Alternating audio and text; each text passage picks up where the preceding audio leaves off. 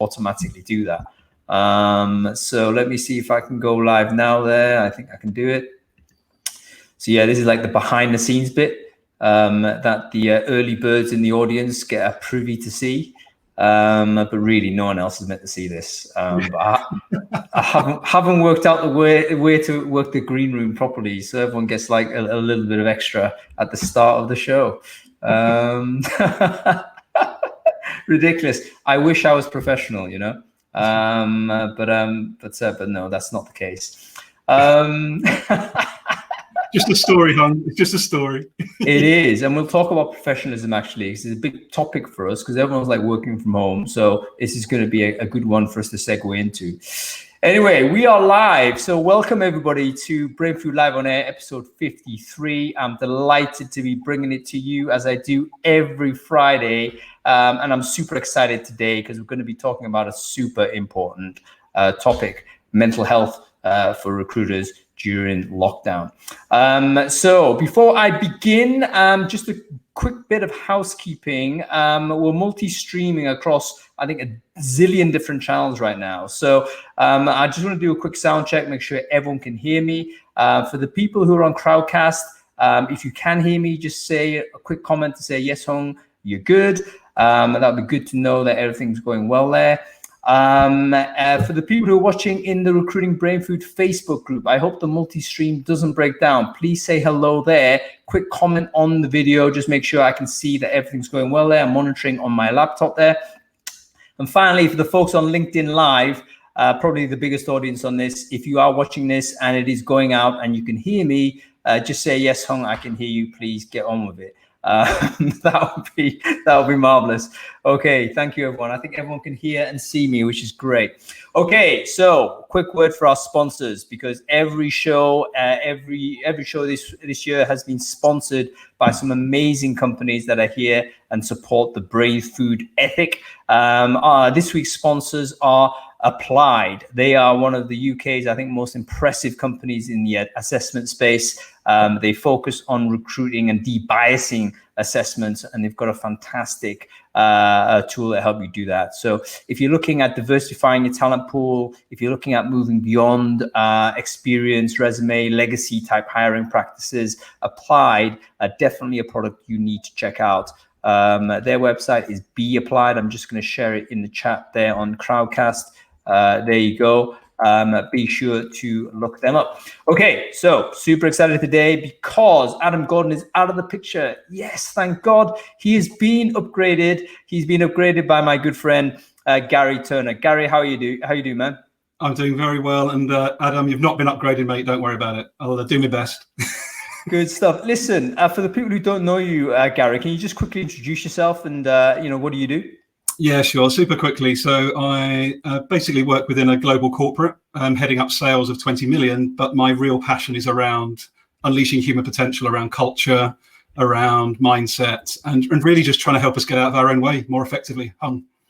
Yeah, amazing. And Garry, you and I have been sort of, I would say, good friends for a little while because we've talked about, your podcast, getting onto your show, which is absolutely fantastic, by the way. Feel free to share the link into the chat stream there, Garry, if you have a moment. It's a fantastic concept. And part of the reason why I thought you'd be really appropriate to co-pilot this show with me, because the show is all about value through vulnerability. Like, how do you get value from actually being transparent with who you are? And of course, talking about some of the things that really are difficult for you to talk about. So David, Adam's been upgraded. You missed the start of the show. We try to upgrade him every week. Today I've succeeded. So he's out of the picture. Okay. So Garry, quick question for you. In Recruiting Brainfood, did you read it last week? And if so, what did you find interesting, man? Yeah, I really, really did. And to be honest, there's an awful lot, but I think the thing that really struck out to me a lot, and I think we'll talk about that today, Hung, was Josh Bersin's review of what he's calling Reset. And I just think it's really relevant to our conversation today around mental health and even societally, actually, this strange situation we're dealing with. Is it actually an opportunity as it is something to be afraid of? And I'm leaning towards the opportunity right now. Yeah, I think we're kind of, and we talk about how the emotions kind of move from, for me, I had a very clear pattern as to how all this worked.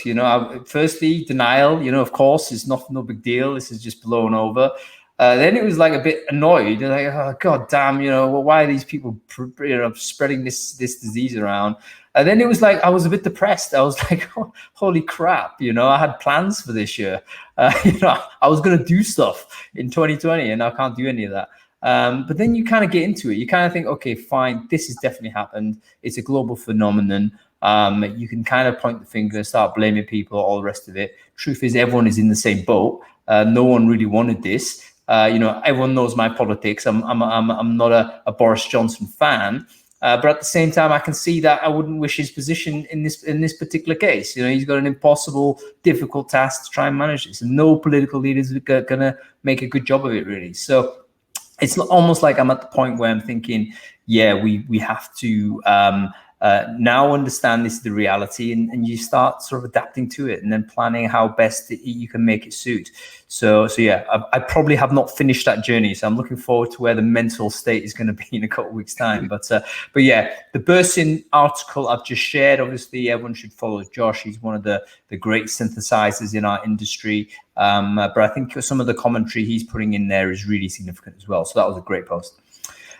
What else, Garry? What else is interesting, man? What I found really interesting as well was the Cam Barber tweet around vague versus vivid when we're talking about communication. Yeah. And I think, whether you're looking at it through a TA lens, a HR lens, a personal lens, I think, again, one of the opportunities right now for us is to really think about, are we as clear in how we communicate or not? And actually, are there ways of being better around that?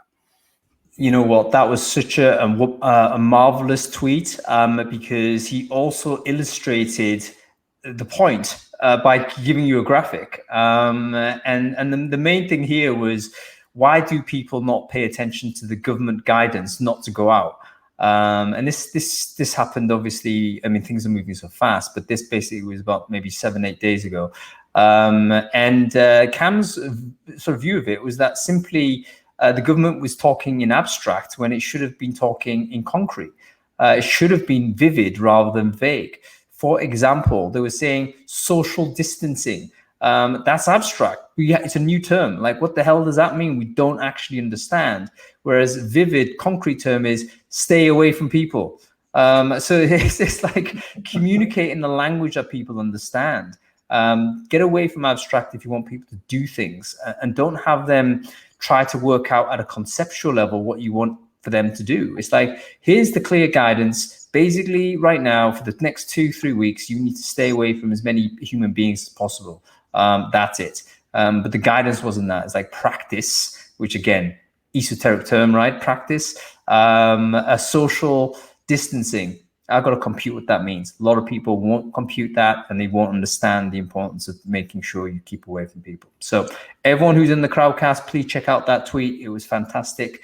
And it was a UX designer that basically said, you know what, this is a comms problem. Here's how you solve that. And he did a very, very clear and obvious description of it. So yeah, good stuff. Okay, one more, Garry, before we get our guests on and start talking about this in depth. No, awesome. I think the other one I found really interesting, and I know you're a big fan of the whole UBI conversation, Scott Santons, etc. I thought it's really interesting, the article about the top 10 most in-demand jobs in the US. Where was this? Was this was this a LinkedIn sort of survey, or was it a? What was it? It's basically called Jobs in Demand During COVID-19. Yes, it was LinkedIn. So they just, one of the things that has been happening, and the likes of it, Indeed, LinkedIn, and those companies that, one of the few companies that are able to give us an overview, they've been, I think, pretty good in telling us what's happening. So absolutely, there's a COVID economy. As the rest of us grind to a halt and struggle to find the next penny, there's actually a small reversal in certain segments where there's actually a desperate need for people. And LinkedIn pulled those things out. Weird stuff like sanitation workers, garbage disposal people. We know about the supermarket clerks now, people in residential care homes. And that's not even talking about the obvious, like the frontline healthcare workers and Met Police and people like that. So really interesting to have a think about some of the other segments of the economy that are now in demand, essential worker. And there's an ethical dimension there, because a lot of these essential workers, generally speaking, are quite poorly paid, poorly rewarded, lacking in status. So yeah, it turns out we actually need them to run society, and we don't need that many consultants or lawyers or the stuff that we do. So yeah, real big wake up call, a reckoning for us to come to. Okay, cool. Okay, before we bring Helen and Zuzana on, Garry, I just want to get your views on the topic at hand, because the topic that we're talking about today is mental health for recruiters during lockdown. Now, I know you do sales, but I think it's a very similar type of job in the sense it's always been an in-office, raucous, collegiate type of sense of job. It's actually very, very unusual, I think, shift to be a work from home person as a recruiter. So I just wonder what your thoughts are on this before we bring in some proper expertise. But before we bring on people who know what they're talking about. But what are your thoughts on the challenges that we currently have, and what are the things that you think people might expect if they're doing this for the first time?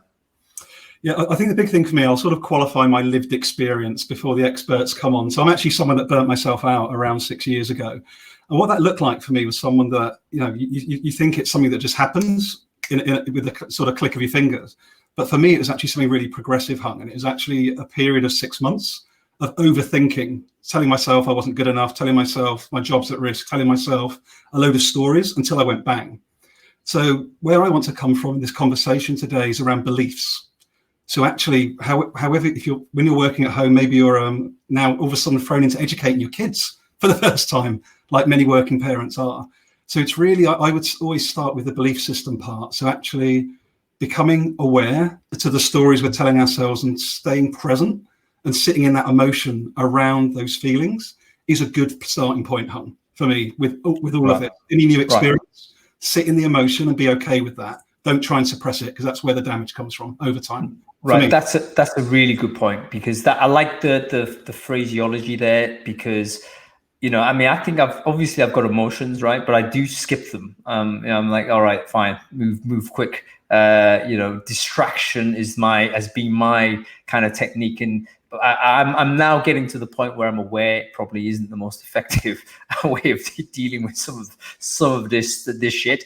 But you're right. You've got to maybe embrace it and understand that this is a feeling, and recognize it. Not dismiss it as irrelevant, because it's actually quite an important thing. Your body and your mind are telling you something. So that's very interesting how that came to fruition. Quickly, because it's a very interesting sort of biography we've kind of gone into, and I don't want to kind of pry too much, Garry, if it's uncomfortable. But pry away, Hung, pry away. So I'll get the crowbar out. No, but so you hit this rock bottom. What was that? How did you know it was the bottom, and why did you think? Why do you then do things differently? Yeah, so to try and keep it nice and succinct for your viewers today. So the key reflection, and Helen will speak a little bit about this from some of the work she does, is that build up over 6 months, Hung. I believed it was the outside world that caused me to feel a certain way. So I did challenge bullying in the workplace and was told to go away. Shouldn't happen, unethical. But I told myself when hearing that or experiencing that I'm in the wrong place of work, or I'm not good enough. Yeah. So it wasn't actually the outside circumstance that caused me to feel a certain way. It's the story I told myself. Yeah. Yep. I think and what happened, I realized over a course of 6 months, the stories I kept telling myself were getting more and more negative, more and more self-deprecating. And I think the key words I'd like to share with you and your listeners is, I think we innocently tie our self-worth to our net worth. So we think our salary, our bonus, our car, the long distance holiday somehow defines us. And when we break down everything, we realize actually it's just our thinking. Actually, what do we believe, that we're good enough? Do we believe that we deserve that opportunity? Mm-hmm. Or are we tying everything from our insides to something that's outside of us? And that was the huge revelation for me over that period of time. That's fascinating, because this almost feels like a Buddhist type of philosophy to a large degree, because the external world and the internal world. We can't control the external world that much, but we design the internal world a great deal. We create that. That's an act of human creation, how we imagine the world to be in our position in it. If we understand that this is an act of creation, then maybe we can do something about it. In fact, we can. I mean, maybe the recognition that it is an act of creation is the start of us doing something about that. Wow, we're turning into Russell Brand, aren't we? This is amazing. Before we turn into like Jesus-looking hippies, let's bring. I love Russell, by the way. Let's bring Helen on the show, and we'll also bring in Zuzana Tarcalova, my good friend Zuzana, who is, I think, just Zuzana. I think that's the only Zuzana that's there. If it isn't, then let's invite another Zuzana on. They're both coming on, and then they're gonna. I love it when someone just puts their first name on, right? I mean, thank you, Zuzana with the Z is quite rare, but there was another dude. I forget a couple of episodes ago. Someone was like a very common name, a Simon, and just put Simon in there. All right, that's great. There's 5 of them that I could choose from. Randomly pick one of these Simons in, and thankfully I got the right person. There she is. Hi, hello. There's Zuzana. Good to see you, Zuzana. Yes. Yeah, it's been a while. How are you? I'm okay. Staying at home as everybody else. Yeah. Great. Can you hear me?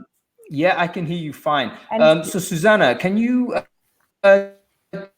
introduce yourself and what it is you do? I'm going to try and get Helen back on. Let's have a look. So I'm an existential psychotherapist working in a private practice from London and Bedfordshire area, actually working from home as well. At the moment, I'm conducting on my online sessions with my full practice, so which is quite different what I used to do, because I face my clients. Face-to-face contact is probably the predominant way how I am dealing with my clients. So yes, I don't know what else I can say about myself. I love reading, I love dancing, and I don't like staying at home at the moment. I would love to go out. Well, I tell you, this is really interesting to get you on the show, Zuzana, because you can also tell from your own personal experience what the challenges are from being at home, not only in the professional context, because obviously you've had to move operationally. There's a big shift. Yeah. I think actually that's very similar to a lot of recruiting work. A lot of human resource work tends to be also quite in person as well. So let's start there. I mean, what would you say has been that shift where when you're speaking with your clients? Previously, you'd be face to face. What is the difference between, like, the video is quite good. I mean, it looks like, hey, everyone's on HD camera, it looks pretty good. So what is the difference between in person and video? I think I occasionally always work online with my clients. It was like an additional tool I use when people were away and they still want to continue the therapy. My clients sometimes travel for work or they go away into different countries. So I continue working online with them. However, I had a preparation phase. Somehow I was kind of aware that something is happening and there is a possibility for us to move into a different mode.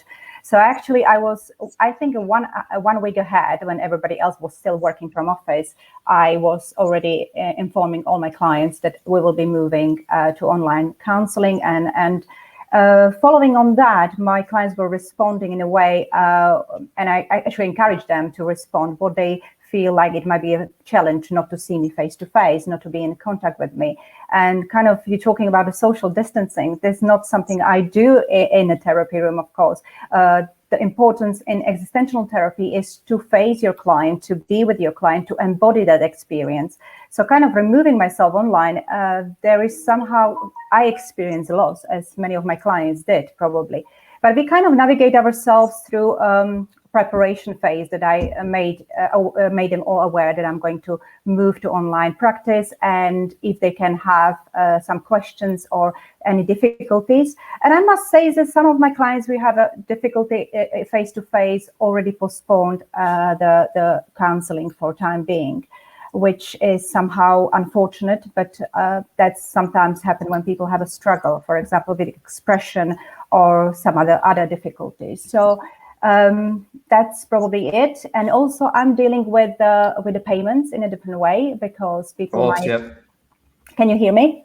Yeah, absolutely. Yeah. So with the payments, in a sense that the clients might have a difficulties with paying the sessions, so we have a different agreement to pay reduced fees, or probably pay once this all is over, hopefully very soon. So it's affecting the financial side as well. I mean, and of course. I don't know anybody that hasn't been impacted negatively financially on this. We are talking about like a wipeout of the cash flow for many people, including myself. I mean, at 220, I had these projections. It was like, okay, where's the shredder? It's gone. That's not happening. And it's a really tough time. So let's talk about that actually. And this is a question for both of you. What is the mental challenge when you have this economic insecurity? Because suddenly there are a lot of people, particularly in the recruiting side, actually, because they need companies to be growing, economies to be growing, to be doing their job. Now they're working from home and they're thinking, oh, the number of requisitions that I'm used to working are slowing down. My company's saying there's a hiring freeze. They've got to be thinking about, oh, I'm gonna get laid off soon. Like, what are the things that how would we kind of best handle that from a mental point of view? Okay, so that's a really hard question to ask. But I think I was, before we start, I was kind of thinking of what teams can be kind of implemented from the existential point of view. And I think it is something about being experiencing some kind of a collective trauma here, that the fabric of the society will be changed following the pandemic. And I think there will be lots of shifts in our perception of how we are in the jobs, how we are with our people, like even family members or friends. So I think going back to society following this pandemic, we have to really take into consideration the present times. And in the present times, we'll be talking probably about the limitation and boundaries. For many of us, previously we had kind of freedom and opportunities, and there was no boundaried world. We can sit on a plane and go and do business wherever. But today we are restricted, and I'm thinking about, from mental health point of view, we have to be able to manage the limitations, which will always be present. Probably even in this present time, I think it's far more salient. It's kind of staring us into face that there are limitations, that there are boundaries for us. So there are probably boundaries for our work too. So some things will be not possible, like face-to-face contact in my case with the clients. So then I can move towards the flexibility that I have to adapt. I have to be flexible. I have to find different ways. I even offer the free session to my clients in a case they will really feel the need because of the unprecedented situation we experience. So I think it's something about giving away something to be really connected and not losing this connection with outside world. And I believe everybody can do it. Everybody can make the change.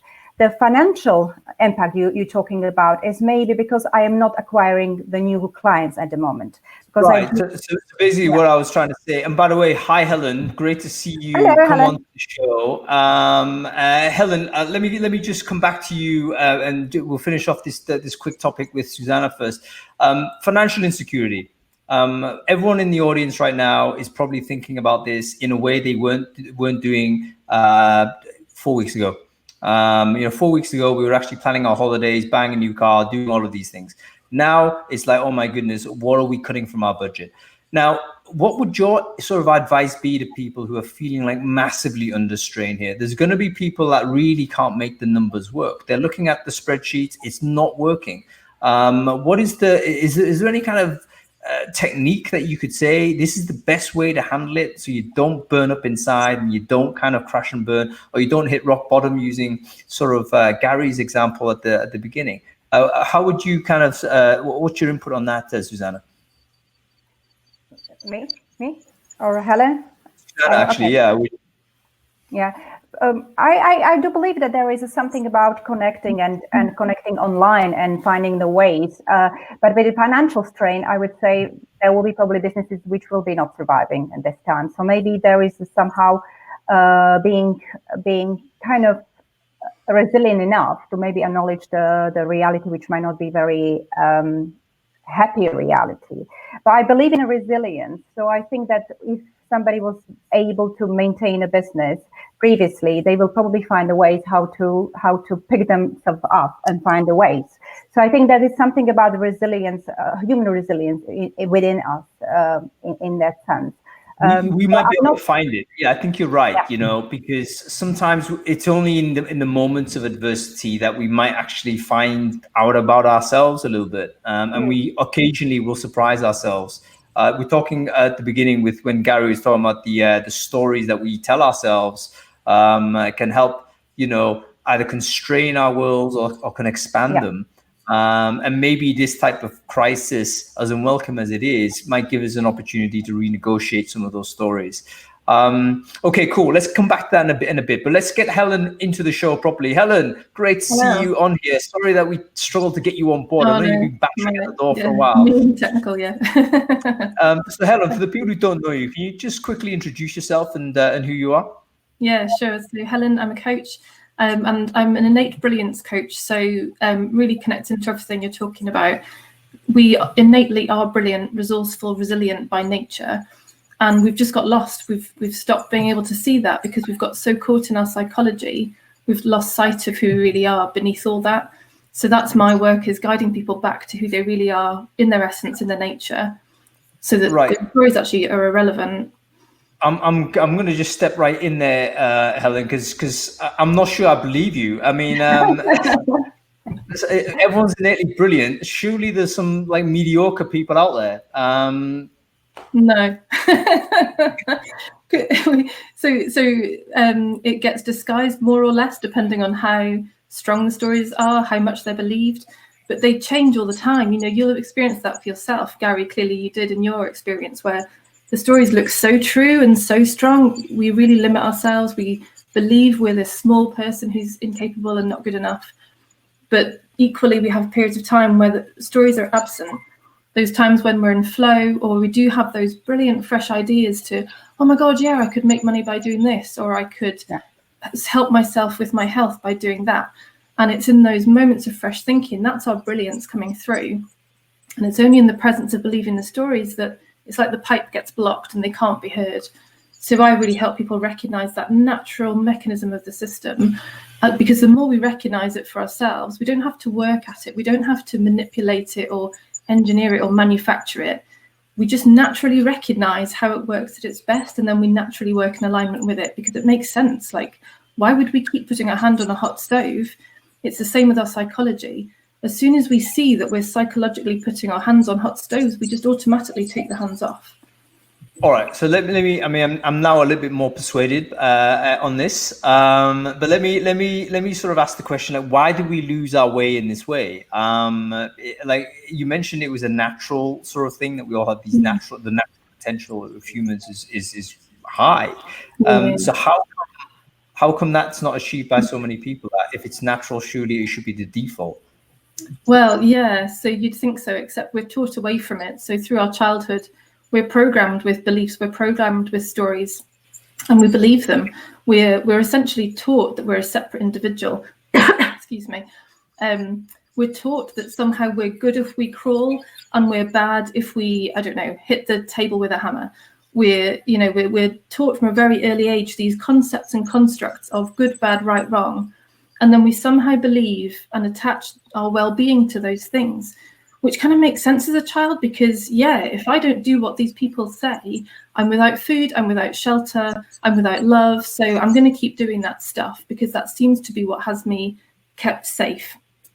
And all that happens is we then keep attaching to these things outside of us. Like Garry said, we attach our well-being to cars and jobs and salaries and think, oh, I'll be okay when. And that chase is endless because literally there is no end to the needs of that identity that imagines it's not okay. Behind all that busyness, behind all that noise is the okayness that never went anywhere. And it's just got hidden. It's just been disguised. And so, yeah, my work is very much about unlearning, not actively. So we don't have to go through each individual belief trying to unlearn it or reframe it or re-believe it. We're dissolving them. We're naturally washing them downstream because they just start to look unnecessary. We start to see the futility of them and the endless chase of them. this is like getting really deep, to the point where I'm kind of like swimming out of my depth a little bit. But let me just like reframe for the fellow idiots who listen to my show. Actually, you're not idiots. You're all very smart people. But basically, what you're saying is that this is from childhood, where basically we might be we eventually go towards praise because our parents or our environment will reward and penalize us based on a set of rules, and we end up sort of learning those rules. But over time, we end up having too many of those rules, and we're unable to listen to, our innate soul, so to speak. The things that we would naturally do have been blocked because we've kind of got a thicket of these rules and processes that are in the way. Yeah, and which is why it's often middle age where we get to this point of realization, like Gary's had, like I've had, because the realization is our innate ability to change. We all have that. We all have the capacity for realization, and that's where real change happens from. And it's often when we get to this stage of around 30 to 50 years old, where, the rules have got too much. Like, there's so many conflicting ones, and there's now different experiences where none of my existing rules work. Like, how do I live in this experience now? And so we get to this point where we need a new paradigm, we need a new level of consciousness to operate from, because this isn't working for us anymore. And so actually I see experiences like Gary's as brilliant. They're like gifts from God, because it's like that's what was needed in his system to create a breakthrough. And you've used that term, haven't you, Gary, of breakthrough rather than breakdown? Absolutely. It's a complete shift in level of awareness and level of consciousness. And from that, life gets easier. You know what? Yeah, may I? Just one thing, Zuzana. This is actually just an observation, so not even a point. But it kind of it's almost like a microcosm of the macrocosm that we see, right? Where we have a global system that may have just accrued all of this bureaucratic load and systemic issues and all the rest of it, and it just needed a shock, like a very small virus, that actually has been floating around. Loads of different viruses have been around all this time, and it's completely causes a huge shock. Yeah. Again, sorry to use you as an example again, Gary, but perhaps this is like a system-wide example of what you experience at a personal level. So go ahead, Zuzana. No, I just want to follow what you just said. I actually had a few ideas, but I'm still following on yours. You said that we are kind of shuttered out of the ordinary. We are kind of experiencing something which is really not normal life, as we know. And I think that sometimes, as a Heideggerian idea about kind of, we only actually paying attention to things when they are broken. Suddenly, when something is functional, we are not paying attention. It's not relevant because we are using it every day, and we do not put much thought about it. Suddenly, everything is crumbling down, and we're paying attention. And I think that's very relevant that we're paying attention, because most of the time we do not pay attention. We just go through our lives without kind of thinking about maybe big philosophical questions. And I think it's probably very, very complex and very hard to express how this is influencing my thought. But in a sense, when we do see things are not working, we are kind of in heightened alert. And in this allow us to be engaged, to go and maybe try new things. And following on Helen, I would just say that it's something about reconstructing and deconstructing ourselves. And this is my belief as an existential therapist, that we are not the person who will be stuck in their childhood forever. We are having ability to find different ways. And I think the narrative and story of our lives is changing, and it's changing in a way that we can be writers to our story, so we can do things. So I think that I do believe that there is a lot of resilience in a human being, and lots of individual strength, which can be kind of overcome exactly in this very moment. And following on Soren Kierkegaard, probably I'm dropping a little bit of name dropping, but I think it's relevant what he was actually searching in his whole life work. His pertinent question was how I become the human. Who am I as a human? What kind of a human I am at the moment? So I think, and this is a very relevant philosophical question. And I'm not talking about making great, moves in your life, but really small little changes which actually will reflect upon you, and you can then ask yourself, am I the human at the moment, at this very historical moment, I would say, which I want to be or who I want to be. So there are questions which we can always ask ourselves on a daily basis. So I think. So would you all say, actually, and again, we don't want to sort of, we recognize that this pandemic is a catastrophe and tragic for so many people. But at the same time, it's caused us all to stop, hasn't it? It's caused us all to kind of, the wheels have stopped turning economically, maybe even in our own mind, psychologically a little bit. Do you see this as an opportunity for us to have some of these conversations with ourselves, to maybe rewrite some of these stories?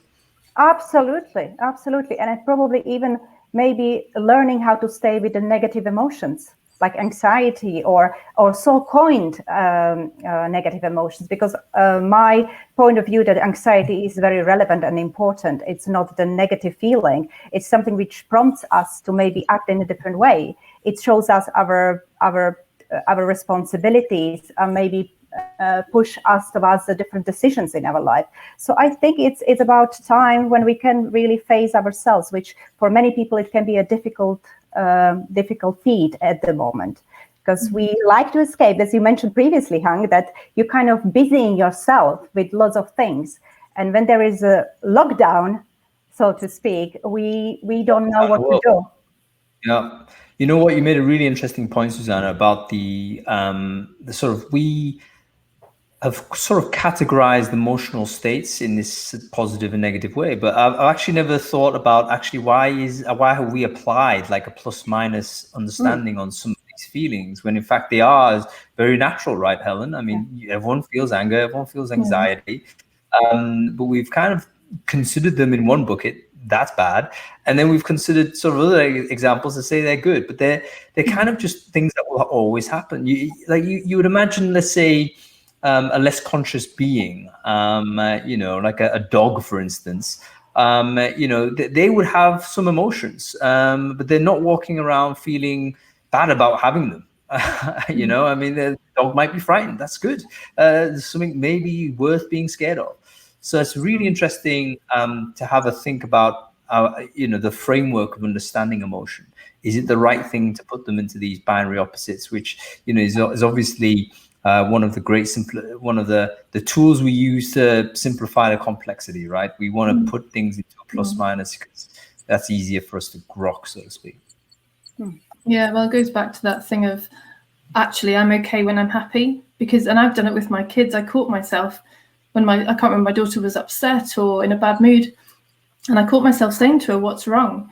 And I went, "Oh my God, I'm literally doing it now. I'm programming her to find a thing outside of her to blame for this emotional experience she's having." And then stopped and realized, oh my goodness, there doesn't need to be anything. Emotions are natural. They come and go. We have experiences of all sorts of anger and happiness and joy and sadness, and they just come and go naturally. And then all we've done is we've learnt to attribute and correlate the outside world to this inner experience, when the outside world was never anything to do with it.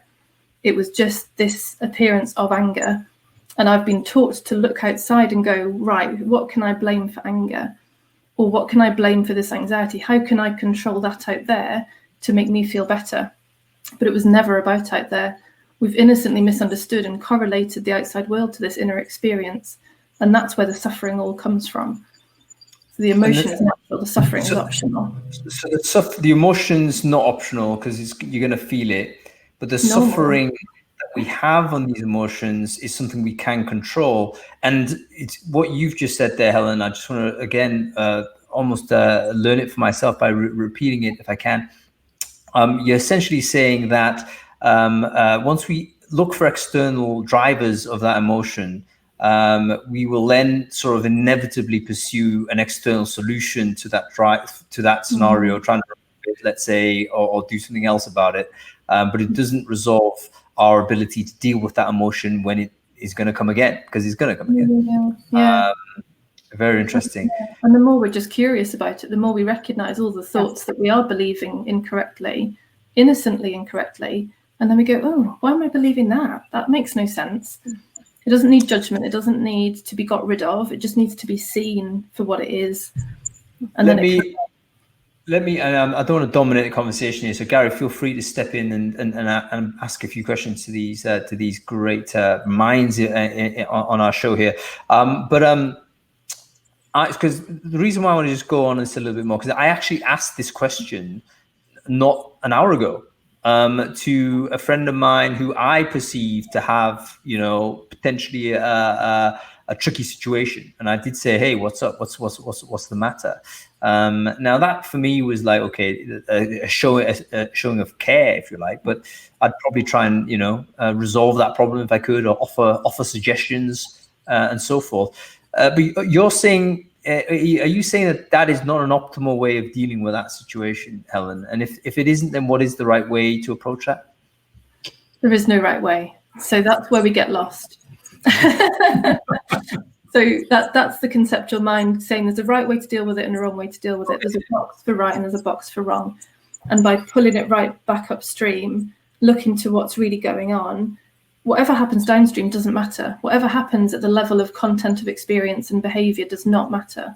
There will be things that Garry might look back on, or you could look back on and go, at the time might have seemed like a terrible thing for somebody to say to you or for you to say to somebody else.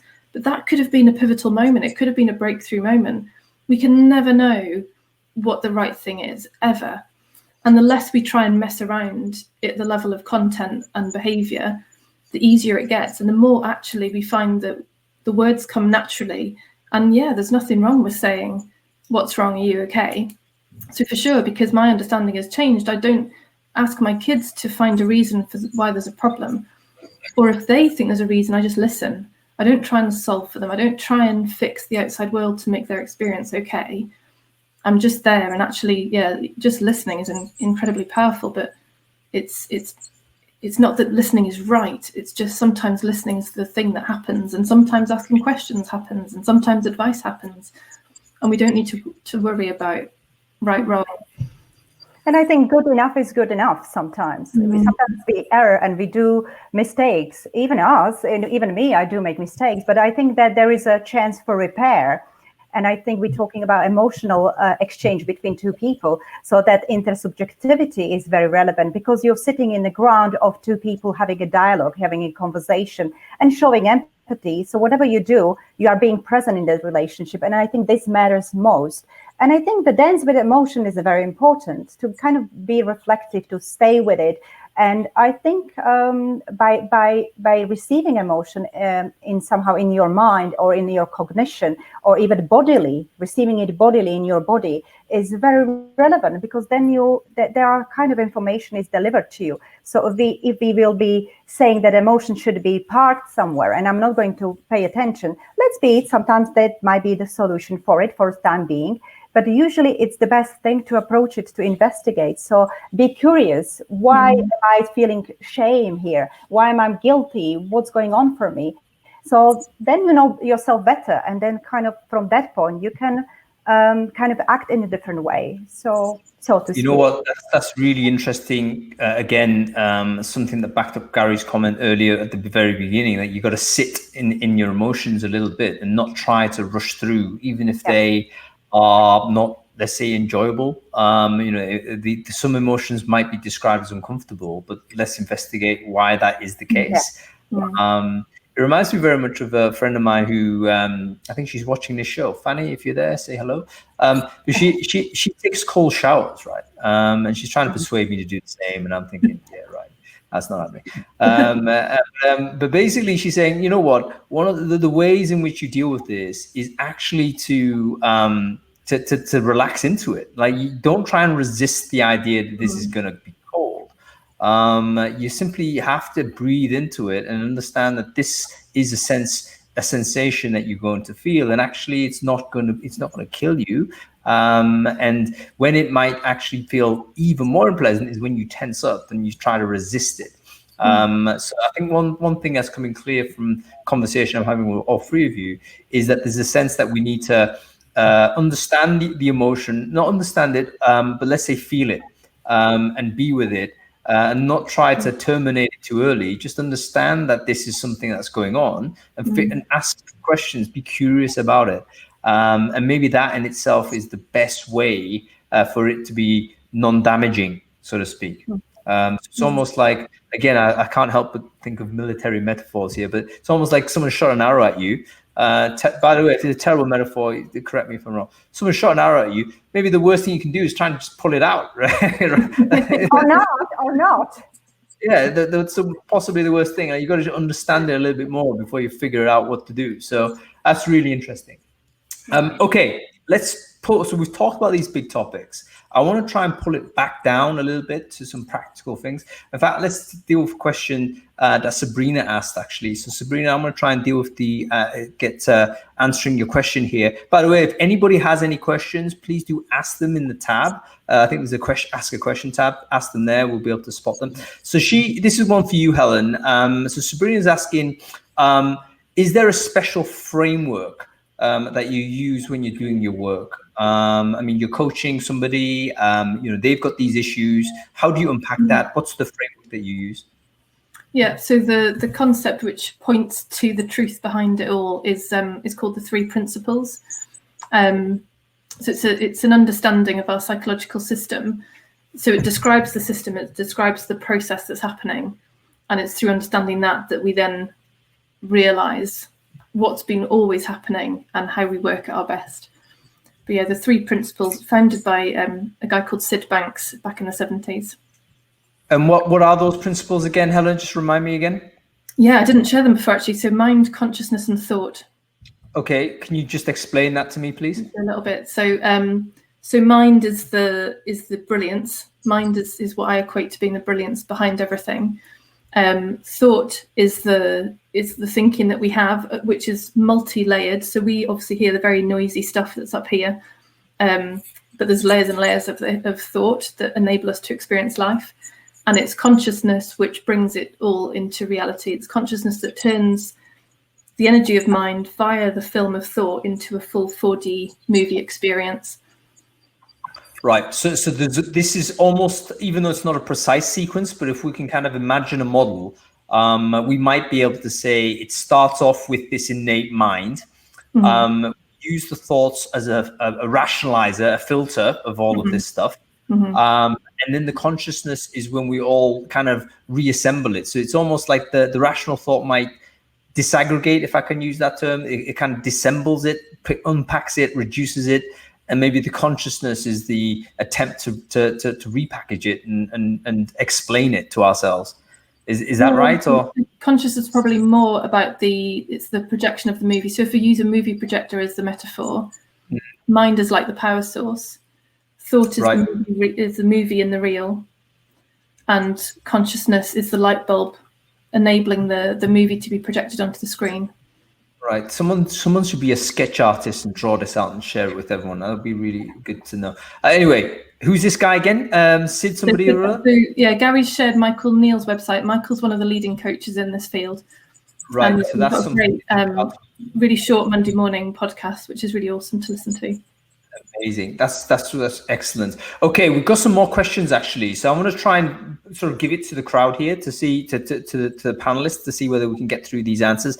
This is from Daniel, and again, I think he's locating it to sort of a very practical circumstance that many people might be feeling right now. How can we as recruiters avoid burning out in the coming months? So I think this is all about, you know what, we've got this new circumstance. Oh, we were told it was 2 weeks, but now people are talking months. There's 12 months being decided and all this type of stuff. It looks like such a long journey. What's your advice to people? I mean, if you can, with recruiters, recruiters typically have emerged from an intensive high sort of in-person environment where they typically be out with a lot of people. Now they're not, and they've got this long path ahead of them. Any thoughts on that? Gary, you haven't said anything recently. I wonder whether you can volunteer something.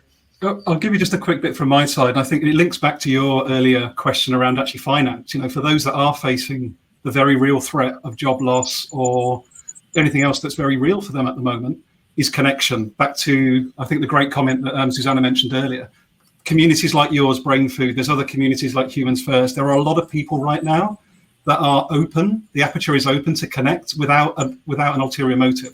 So I'd really invite people listening to us now. This is a great opportunity with the downtime to really expand your network, not because you're looking for something, but just because you're open-hearted and just really want to build out, because that might bring that next job or that next opportunity. So I think it's a great chance to really build your community right now. All right, that's brilliant, because it's action point number one. You're basically saying, you know what, because recruiters are relentless optimizers, aren't we? Like, we're not going to talk to anybody unless it's going to help us make a placement. That's the kernel of bad candidate. However, now, we have the time. For the first time in your career, you now have excess time. So why don't you just make some random connections? Go and speak to somebody that you would just never think that this, or as a person you could convert into a candidate or a client. Just pick someone and talk to them and see whether you can get something out of it. And I bet you would. Let me tell you a very quick story, actually. There was a long time ago, there was this dude who created an app in Old Street. And he tried to basically reinvent networking, because he realized networking was like a real, like a high anxiety situation. Have you ever been on one of these networking events? Oh, go ahead and network. And everyone's like, feeling like a complete fraud, horrible experience. But anyway, this guy understood that the key to good networking is actually the serendipity of meeting someone who you might not have qualified. He was like, oh, that's a really cool conversation. I would never have picked her or him out if I saw a profile. So anyway, he created a thing which is like a random coffee thing. You simply put your time and a date and a location, and you just turn up, and this person would match you to somebody random. And it would be a complete random thing. There was some security criteria, so you might be able to say, look, I don't want to meet a woman who's this type of person or whatever it is. I totally get it. You've got reasons not to meet certain types of people. I get it. But for me, I was like ticking every box. Forget about it. Whoever it is, I want to talk to. And you know what? I was to this app because I was going every week to this coffee shop, meeting some amazing people that I would never have had even the motivation to think about. There was one guy who's a taxi driver. Another girl was a ballerina. There was all kinds of characters that were living lives that I had no knowledge of, but it was such an enriching hour of conversation to get a bit of insight about what they were all about. I realized at that point, man, I'm only ever talking to technology founders, VCs, and recruiters. That's all I'm talking about. That's a microcosm of the planet in terms of how the people on this world. So I realized that actually over-optimized for the people I wanted to speak to. And I really, to use your term, Garry, open the aperture. Right now, Daniel, we've got the opportunity to open the aperture. So, okay, do you two, go to you, Zuzana, do you have a quick answer for the question Daniel answered? Like, what's the technique that you would say for a recruiter who might be going stir crazy? How would you advise them to approach this period? I think expand your boundaries, and I'm following on you, Hang, to be really experimental, and maybe you do something which you never done it before. And I think it's also about expanding your limits. Limitations might be imposed on us in a sense of staying inside, but as you said, internet and other forms of communication can be available to us. So be a little bit that guy or girl who will be experimenting and pushing boundaries. And I think this is tied up with the courage, I guess. So if we can find some kind of or source of our courage is approaching that strange guy, as you said, and we're touching upon intersubjectivity. So being with the people who might be even totally different to us, because this can be enriching and can be actually very, very helpful to us. We reconstruct our view of the world in a different way when we meet people who are quite different. So yeah, I think essential, because in fact this goes back to even the period before COVID. I do think it's going to be like an BC AD type scenario. Is it before COVID, after COVID? There was an issue about being in social media bubbles and only interacting with people that of like mind, and if someone had a point of view that didn't sit well with you, boom, blocked. Yeah. That was the feeling. But now maybe this is the time. Let's go talk to some people that previously you'd keep at a distance. Helen, let me come to you with that same question. You've got a lot of people who are listening to this show that are looking down the barrel. Again, bad metaphor. Why am I using these violent things? Guns and arrows, man. but they're looking at what might be a challenging period. How do they? How would your advice for them to cope with this? Yeah, so this might sound a bit random, but what just came to mind was an experiment that one of my coaches offered once in a program I was doing, and it was really quite powerful. So given if you're at home and perhaps feeling like things are a bit mundane and a bit boring, a way to really bring yourself into the present moment and realize the richness of life is to write on your hand last day. So write in the back of your hand last day and live that day as if it's your last, and just notice what that's like. Notice what your experiences are like. And it's really useful having it on the back of your hand because you do forget, but then every now and then you'll look at it and you'll remember. And even if it's just for a few minutes, you live as if it's your last day. You go, oh my God, yeah, last day. And just notice the richness of the experience you get, because that's all about really bringing ourselves into the moment and recognizing that even ironing, even doing the cleaning, even washing the dishes can be fascinating when we really stop and just be with what we're doing. That's really great, and I think you are right. Is that it focuses? We're basically, again, I talk about optimization. You know, we're in a world, or perhaps we're in a world, where we really prioritize efficiencies.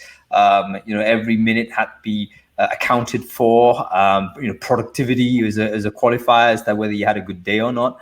Whereas actually, you know, sometimes you can have a very rich experience in the mundane. Like, can you find the magic in the mundane? And if you can do that, wow, you're never going to have a boring minute in your life again, right? Okay, we're nearly coming to the end of the show, but Fanny's asked a really interesting question, and I just want to deal with that real quick. She said, look, you've been discussing great concepts, but let's go back to the practical, down-to-earth advice. What would be the top 3 tips for all of us to go through during this challenging time mentally? Okay, we were talking practicality, similar to you, the example, Helen, of writing the last day in the back of your hand. Like, give us a technique that people could use. So anyone want to go first on that? Practical, down-to-earth tips you could advise people who are currently, you know, under a little bit of mental strain here. They're looking for a tool or a framework or something to help them. Garry, go. I'll go quickly, Hung. And it does take courage, back to Zuzana's point. Find yourself an accountability partner, someone you don't know or someone you do know, that you can actually sense check what's going on with your thinking. Almost like a peer-to-peer support. Doesn't have to cost a penny. Reach out to someone, be vulnerable, tell them what you want to engage around, and just have that conversation. You can do that with me. You can do that, I'm sure, with any of these people here. But just be courageous and reach out. There'll be plenty of people willing to support you. Right, accountability partner. That's actually something. And would that be reciprocal, or is it a case where it needs to be reciprocal, or can it be one way? It could be one way. That depends on the 2 people. It's totally up to those 2 people. But the point is, there's a lot of humans out there right now that are ready to offer that space, which is often, as Helen said, it's a listening space, not a speaking space, because people need to hear themselves thinking. That's the key part. Yeah, cool. Very good. Okay, Zuzana, let's go to you. One practical thing. Yeah, I very much agree what you just said, Garry, but I will say maybe I will add to everything the embodied experience. Feel your body. Feel it in a different way, maybe dance or really be present. And I think we're already seeing people jogging and going out and being in an environment. And I think I have to reach for one really good book, which I was reading. So something like this. I don't know if you can see it. What is this? The Philosophy of Walking. I actually came across this. I haven't read it, but I came across the title a little while ago, actually. So maybe get in touch with your embodied experience, I would say.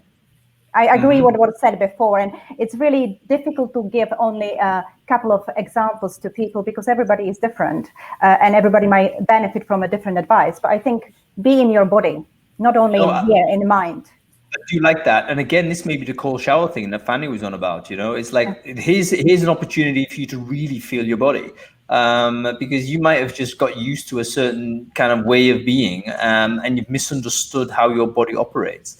Okay, cool. Helen, final word to you. If you could give that one last tip to people who are kind of in this strange situation for them, and you need to give them, you know, a technique or a tool or a tip, what would that be? Yes, it's not my normal place to hang out, but I'm noticing that Garry's was more psychological and Zuzana's was more physical. So I'm going to go different and go creative. And really borrowing from my experience with my kids, there's a daily art challenge on Instagram Carson Ellis, at Carson Ellis. They're sharing a daily challenge, and it's just great fun. They're different every day, and it's just a completely different way of a different experience. Like, most of us don't spend our time drawing or colouring in.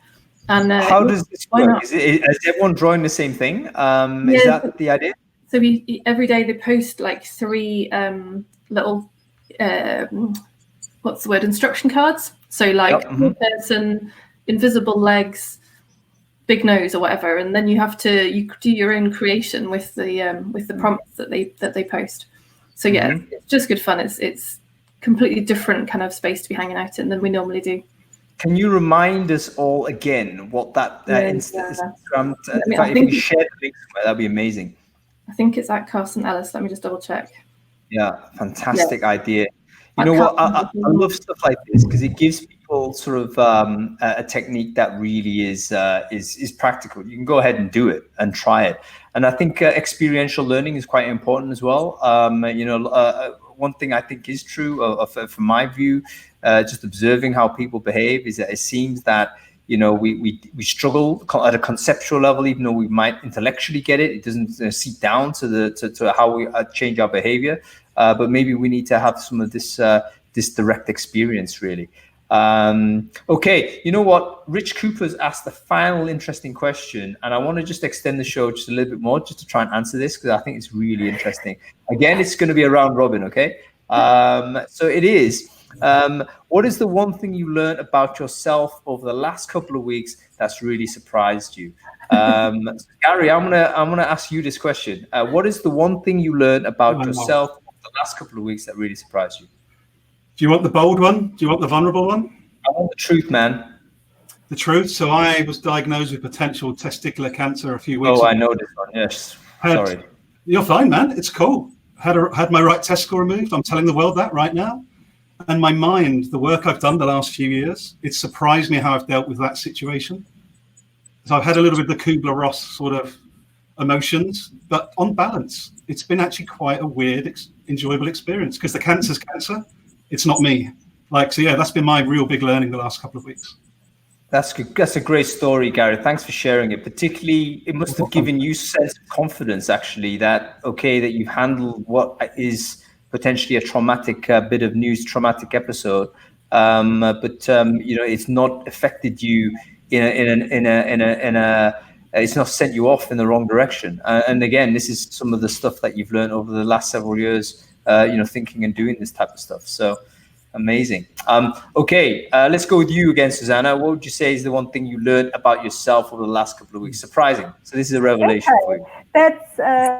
That's kind of maybe a simple thing, but I just realized that as a psychotherapist, we are quite adverse to technologies. And I would say the face-to-face contact is our prevalent tool to be with others. But I think I kind of swiftly accommodate to a situation, and I was able to move all my business online. I was able to communicate it well with my clients through emails, through WhatsApp groups. So it was really great. And also I set up the platform to help those in a need for free. So it kind of, I can expand my horizon beyond my expectations. So I think, I'm kind of becoming more savvy, and I am here today. So it's a courageous act on my side, I would say. Indeed. That's great to hear. So you found basically a technical aptitude that perhaps you never thought you had, which is fantastic. And being on your show as well, it's a part of the courageous bit, because that's live and it's kind of not prepared. It's also the peak of many people's careers as well. So I can understand it's quite difficult and anxious for people to come on. So anyway, thank you for that. So Helen, finish with you. What's the one thing that surprised you the last couple of weeks? Yeah, so one of my biggest beliefs that I was still clinging on to was that I can't homeschool my kids. The number of times they've said to me, Mummy, why can't you just homeschool us? I've always been like, no, oh my God, no, not ever happening. And then guess what? The virus throws that right in my face and says, yes, you are homeschooling your kids. So I've learned that it turns out I can, and not necessarily gracefully. So I can share the post that I wrote from a couple of weeks ago. It wasn't a graceful first week, but I'm hoping that by the time they go back to school after Easter, it's going to be a whole different game. That's amazing. Thank you very much for that, Helen. And what's interesting from all of us here is that we have actually these are real examples of something that we have got from this enforced scenario that we didn't choose. But it's an example going right back to what we're talking about, the difference between an externality and an internality. Basically, the external environment we can't do too much about, but we can have choices about how we deal with the reality that we've got. And we've discovered things about ourselves as a result of it. So, may I ask one quick question? Of course, yeah, go ahead. What have you learned about yourself the last 2 months? Yeah. It's very simple. I'm not as good at press-ups as I thought I was, and because I was really good at this. I know and one of the very few things I was extraordinarily good at was press-ups. I would say I could beat almost anyone I meet in the number of press-ups I can knock out. But I'm struggling to do 40 now. And I'm thinking, what the hell's happening here? So I need to revisit that. I need to understand, because technically I can do it, and it's actually not that difficult physically. So there's something psychologically stopping me from doing that. So I've got to get back on that horse and start pounding these things out. So anyway, that's what I've discovered. All right. Listen, thanks everyone for watching. Thanks Helen, Zuzana, and Garry for joining the show. We are slightly over time. Thank you everyone for being here. I'm going to try and write this up. So if you are interested in the blog post on this, just comment again on whatever channel you're at and say, yes, you want the tips from Hung Lee that's collected from the brains on the show, and I'll get a PDF out to you so you can get a digest on all of that. But thank you everyone for watching. Thanks again to our sponsors, Applied. They are a diversity assessment product, I think game-based assessment. If you want to diversify your talent pool, definitely check them out. We're back next week, of course. We're talking hiring hackathons. How do you do this online? So make sure you tune in for that. Okay, that's about it. Have a good afternoon and a good evening and a good weekend, everybody. Thanks, everyone. Cheers, Hung. Thanks, Hung. Thank you, everybody. Bye. Bye-bye.